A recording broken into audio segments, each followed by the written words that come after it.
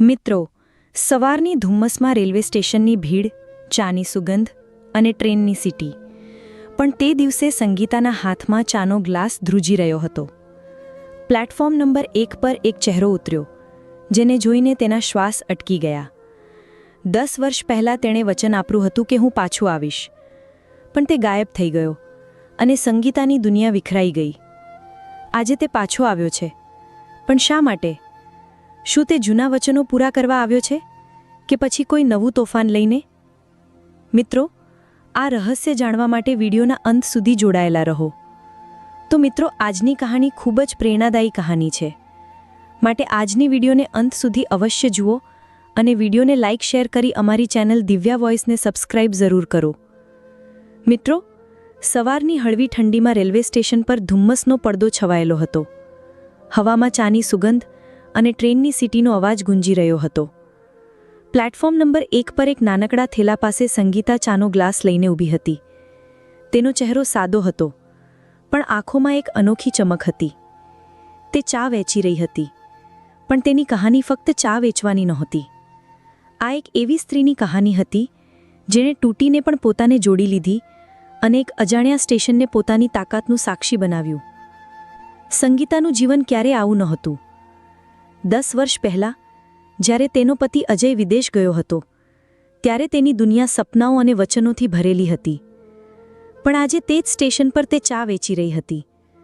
દરરોજ સવારે તે પોતાને નાનકડા ઠેલા પર ચા ઉકાળતી, મુસાફરોને હસીને ચા આપતી અને નજીક બેઠેલા બાળકોને સ્લેટ પર અક્ષરો શીખવતી. પણ તે સવારે કંઈક અલગ હતું. હવામાં બેચેની હતી અને સંગીતાના હૃદયમાં એક અજાણ્યો ડર. પ્લેટફોર્મ નંબર 1 પર દિલ્હી મેલની લાંબી સીટી વાગી. ટ્રેન અટકી અને મુસાફરોનું ભીડ ઉતરવા લાગી. કોઈ દોડી રહ્યું હતું, કોઈ થાકેલું સામાન ઢસડી રહ્યું હતું. પણ સંગીતાની નજર એક વ્યક્તિ પર સ્થિર થઈ. હળવી દાઢી, ચહેરા પર થાક અને આંખોમાં કંઈક શોધતી બેચેની. તે અજય હતો. એ જ અજય જેણે ક્યારેક સંગીતાને પોતાની પત્ની બનાવી હતી. 7 ફેરા લીધા હતા અને પછી વિદેશ જઈને પાછા ફરવાનું વચન આપીને ગાયબ થઈ ગયો હતો. સંગીતાનો શ્વાસ અટકી ગયો. તેના હાથમાં ચાનો ગ્લાસ ધ્રુજવા લાગ્યો. સમય જાણે થંભી ગયો હતો. તેની આંખો સામે જૂની યાદો ફરવા લાગી. તે દિવસ જ્યારે અજયે તેને અલવિદા કહ્યું હતું. તે રાત જ્યારે તેણે છેલ્લે અજયનો અવાજ સાંભળ્યો હતો. અને પછી તે વર્ષો જ્યારે તેનું જીવન ખેરવાઈ ગયું હતું. પણ આજે તે સંગીતા હવે એ જ નહોતી. તે હવે ફક્ત કોઈની પત્ની નહોતી. તે હતી સ્ટેશનની ચાયવાળી દીદી, બાળકોની મેડમ અને પોતાની તાકાતનું ઉદાહરણ. સંગીતા અને અજયના લગ્નને 3 વર્ષ થયા હતા. ગામની સાદગીમાં તેમનું જીવન શરૂ થયું હતું. અજય એક મહેનતુ યુવાન હતો, પણ તેની આંખોમાં મોટા સપના હતા. ગામની સાંકડી ગલીઓ અને નાની મોટી નોકરી તેને બાંધી શકતી નહોતી. તે કંઈક મોટું કરવા માંગતો હતો. એક દિવસ તેણે સંગીતાને કહ્યું, સંગીતા, બસ 2 વર્ષ હું વિદેશ જઈશ, પૈસા કમાઈશ અને પાછો આવીને પોતાની દુકાન ખોલીશ. તને ક્યારે કોઈ કમી નહીં રહે. સંગીતાએ તેની વાત પર ભરોસો કર્યો. તેનો પ્રેમ સાચો હતો અને તેની આશાઓ ઊંડી હતી. અજયે એક એજન્ટ મારફતે કાગળો તૈયાર કર્યા અને મલેશિયા ચાલ્યો ગયો. જતાં જતાં તેણે સંગીતાને ગળે લગાડી અને વચન આપ્યું, હું જલ્દી પાછો આવીશ, તું રાહ જોજે. સંગીતાએ હસીને માથું હલાવ્યું અને તેની આંખોમાં સપના ઝળકતા હતા. શરૂઆતમાં બધું બરાબર ચાલ્યું. અજય દર મહિને પૈસા મોકલતો. ફોન કોલ નિયમિત આવતા. સંગીતાની આંખો મોબાઈલની સ્ક્રીન પર અટકેલી રહેતી. દરેક રિંગટોન પર તેનું દિલ ઝડપથી ધબકતું. તે સાસરે હતી, જ્યાં સાસુ સસરાને પણ અજયના મોકલેલા પૈસાથી કોઈ ફરિયાદ નહોતી. સંગીતા દિવસ રાત અજયની વાતો વિચારતી અને તેના કોલની રાહ જોતી. પણ સમયે યુ ટર્ન લીધો. 3જા વર્ષ બાદ અજયના કોલ અચાનક બંધ થઈ ગયા. પહેલાં તો સંગીતાએ વિચાર્યું કે કદાચ નેટવર્કની સમસ્યા હશે. 1 અઠવાડિયું પસાર થયું, પછી 2 અઠવાડિયા, પછી 1 મહિનો. હવે ચિંતા ડરમાં બદલાવા લાગી. તેણે એજન્ટનો સંપર્ક કરવાનો પ્રયાસ કર્યો, પણ તે પણ ગાયબ હતો. સાસુએ ટોણો માર્યો, જોને, લાગે છે તે આપણને ભૂલી ગયો. હવે જ્યારે પૈસા કમાઈ રહ્યો છે તો ગામની પત્નીને કોણ યાદ રાખે? દેવરે પણ ટકોર કરી, કદાચ તેને કોઈ બીજી મળી ગઈ. સંગીતા ચૂપ રહી. તેનું દિલ તૂટી રહ્યું હતું, પણ તેને અજય પર ભરોસો હતો. તે વિચારતી, અજય આવું ન કરી શકે, કોઈ મજબૂરી હશે.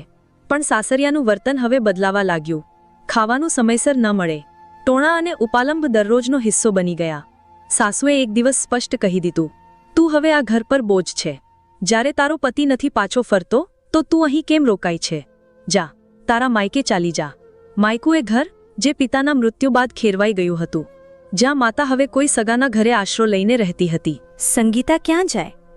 પણ એક દિવસ જ્યારે તે આંગણામાં પાણી ભરતી હતી, દેવરની ખોટી નજરે તેને વધુ તોડી નાખી.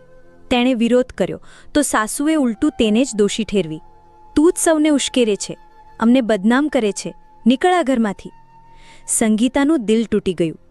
તેણે ચૂપચાપ એક થેલી ઉપાડી, જેમાં 2 જોડી કપડાં, અજયના જૂના પત્રો અને તેમના લગ્નની એક તસવીર હતી. બિનશોરે તે એ ઘરમાંથી નીકળી ગઈ, જ્યાં હવે તેના માટે કોઈ જગ્યા નહોતી. બહારની દુનિયા અજાણી હતી, ડરામણી હતી. પણ સંગીતાના અંદર એક આગ સળગતી હતી, જીવવાની અને પોતાને સાબિત કરવાની. તે સીધી રેલવે સ્ટેશન પહોંચી.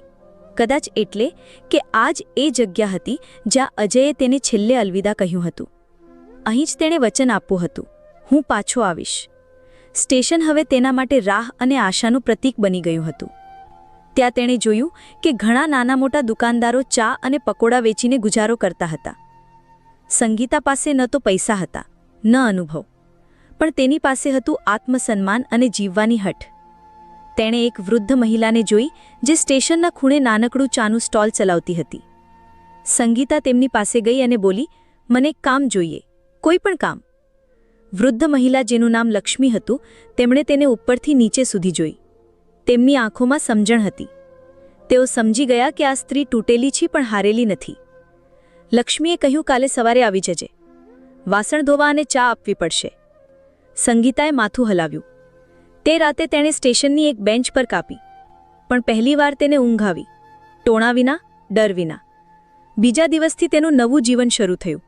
ચા બનાવવી, વાસણ ધોવા, મુસાફરો સાથે વાત કરવું, બધું નવું હતું, મુશ્કેલ હતું. પણ આત્મસન્માનની તલાશમાં તેના બધા ઘા ધીમે ધીમે રૂઝાવા લાગ્યા. સંગીતાની આંખોમાં હજુ પણ અજયની તસવીર હતી, પણ હવે તે તસવીર તેને રોકતી નહોતી. તે પોતાની નવી ઓળખ બનાવી રહી હતી. ધીમે ધીમે સ્ટેશનના લોકો તેને ઓળખવા લાગ્યા. બાળકો તેને ચાયવાળી દીદી કહેવા લાગ્યા.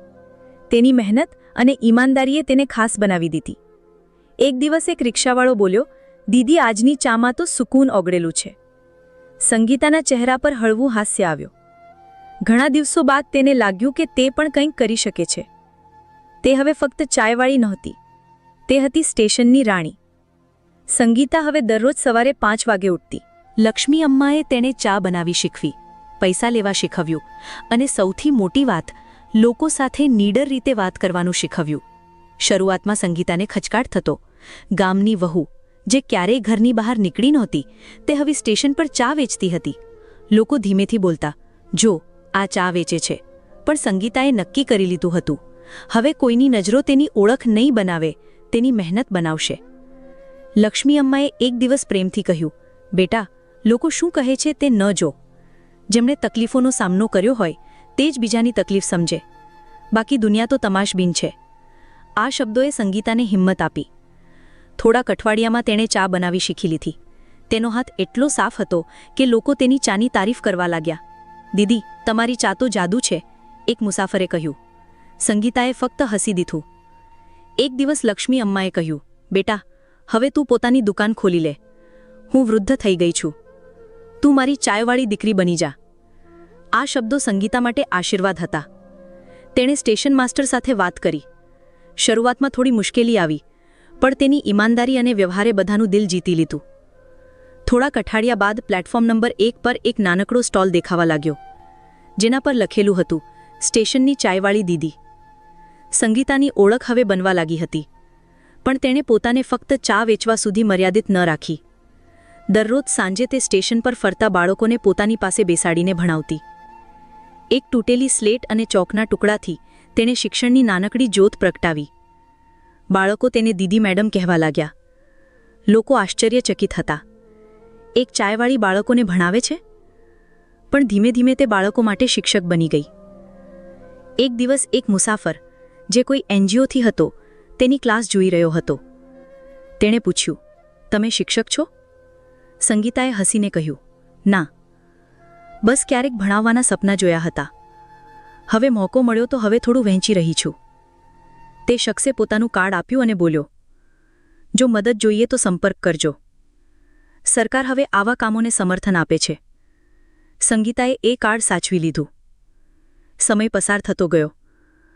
સંગીતાની ચા હવે ફક્ત ચા નહોતી, તે આશાનો સ્વાદ બની ગઈ હતી. બાળકોની આંખોમાં શીખવાની ચમક હતી અને મુસાફરોની નજરોમાં સન્માન. એક સવારે જ્યારે દિલ્હી મેલ પ્લેટફોર્મ નંબર 1 પર અટકી, સંગીતાનું દિલ ધડકી ઉઠ્યું. તેણે તેને જોયો, અજય, એ જ અજય જેણે 10 વર્ષ પહેલાં તેને છોડીને ગયો હતો. તેની આંખો તેને શોધી રહી હતી. સંગીતાના હાથ ધ્રુજવા લાગ્યા. બાળકો હજુ પણ નજીકમાં સ્લેટ પર લખી રહ્યા હતા, પણ તેમના અવાજો ધૂંધળા થઈ ગયા.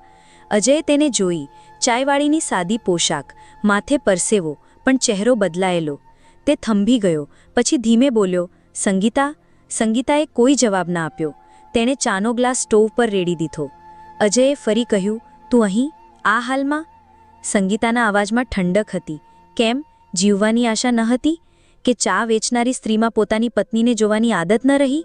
અજય શરમાઈ ગયો. ના, એવું નથી. હું પાછો ફરવાનો પ્રયાસ કરતો હતો. પરિસ્થિતિ બગડી ગઈ હતી. સંગીતાએ તેની વાત કાપી નાખી. પરિસ્થિતિ નથી બનતી અજય, લોકો બનાવે છે. તે તારો રસ્તો પસંદ કર્યો અને મેં મારો. નજીકમાં એક બાળક બોલ્યું, દીદી, એ અક્ષર શું છે? સંગીતાએ અજય તરફ જોયા વિના જવાબ આપ્યો, એ છે સ, સમજદારીનો સ. પછી અજયને બોલી, હવે હું ફક્ત કોઈની પત્ની નથી, આ બાળકોની દીદી છું અને કદાચ મારી પોતાની રક્ષક પણ. તું અહીં શું કરવા આવ્યો છે એ નક્કી કર. મારું જીવન હવે તારા પાછા ફરવાથી નથી ચાલતું. અજય ચૂપ રહ્યો. ટ્રેનની સીટી ફરી વાગી. સંગીતાએ ચા ચઢાવી દીધી. અજય ત્યાં જ ઊભો રહ્યો અને પહેલીવાર તેને અહેસાસ થયો કે તે ફક્ત પોતાની પત્ની નથી ગુમાવી, તે એવી સ્ત્રીથી હારી ગયો હતો જેણે તૂટીને પણ પોતાને જોડી લીધી હતી. અજયના પાછા ફર્યા બાદ સંગીતાનું જીવન ફરીથી હચમચી ગયું.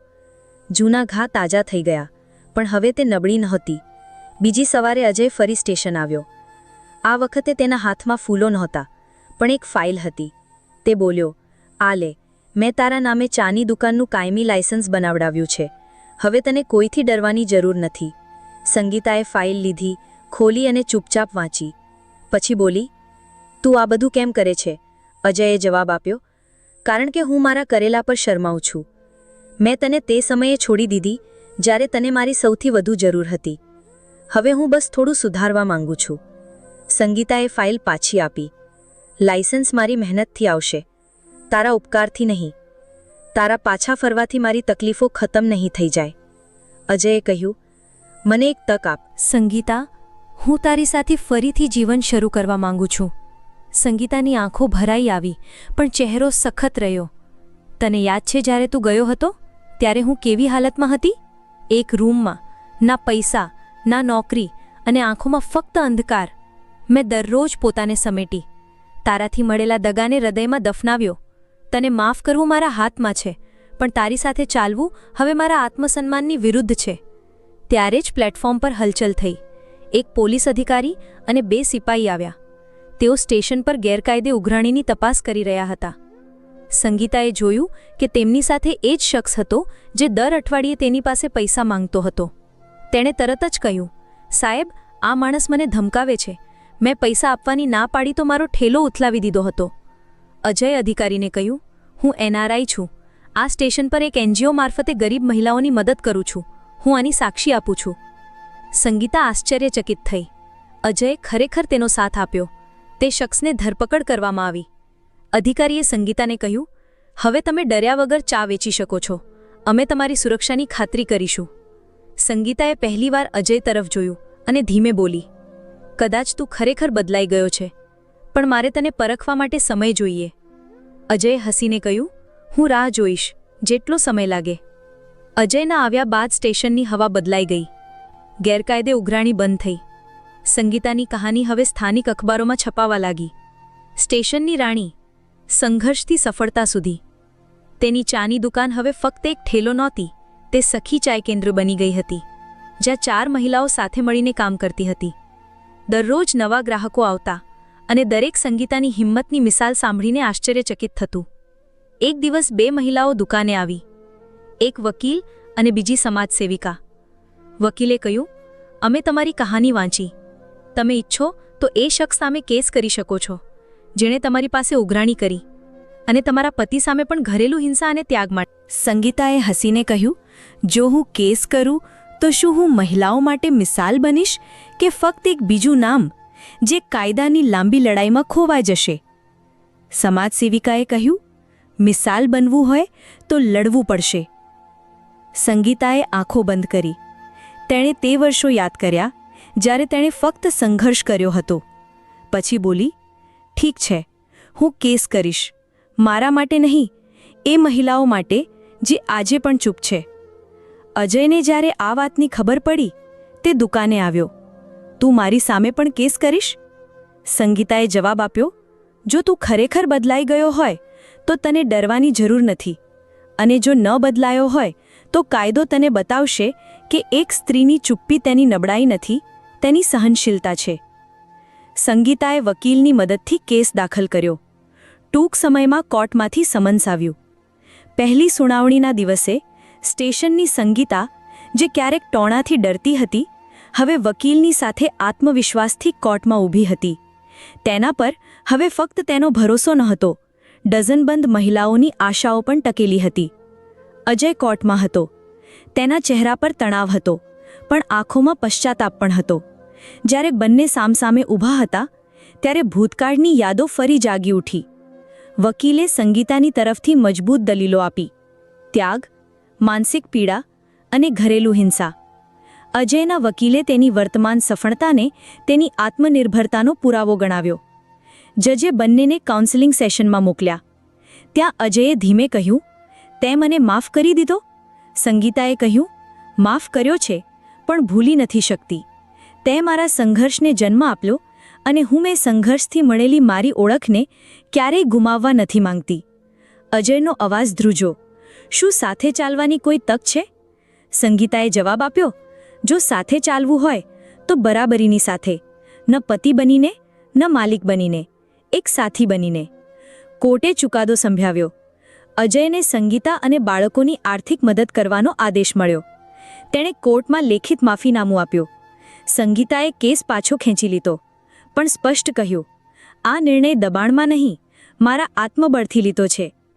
સખી ચાય કેન્દ્ર હવે વધુ મોટું થઈ ગયું હતું. 4 મહિલાઓ સાથે મળીને કામ કરતી હતી. સ્ટેશન હવે ફક્ત મુસાફરોનું ઠેકાણું ન હતું, તે આશાનું કેન્દ્ર બની ગયું હતું. અજયે નજીકમાં એક નાની સંસ્થા શરૂ કરી, જે મહિલા ઉદ્યોગ સાહસિકોને તાલીમ આપતી હતી. એક દિવસ સંગીતા પોતાના બાળકો સાથે પ્લેટફોર્મ પર બેઠી હતી. નાના દીકરાએ પૂછ્યું, મમ્મી, શું પપ્પા હવે અહીં જ રહેશે?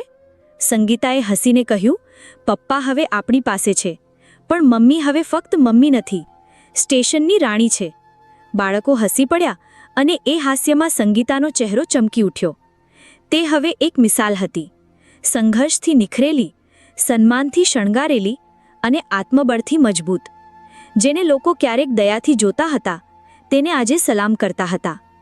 મિત્રો, આ હતી સંગીતાની કહાની.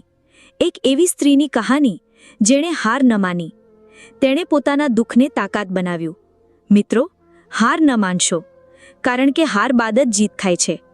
મહેનત કરતા રહો, પોતાના પર ભરોસો રાખો, અને દરરોજ કંઈક નવું શીખો. તો મિત્રો, તમને આ કહાની કેવી લાગી? અમને કોમેન્ટમાં જરૂર જણાવો.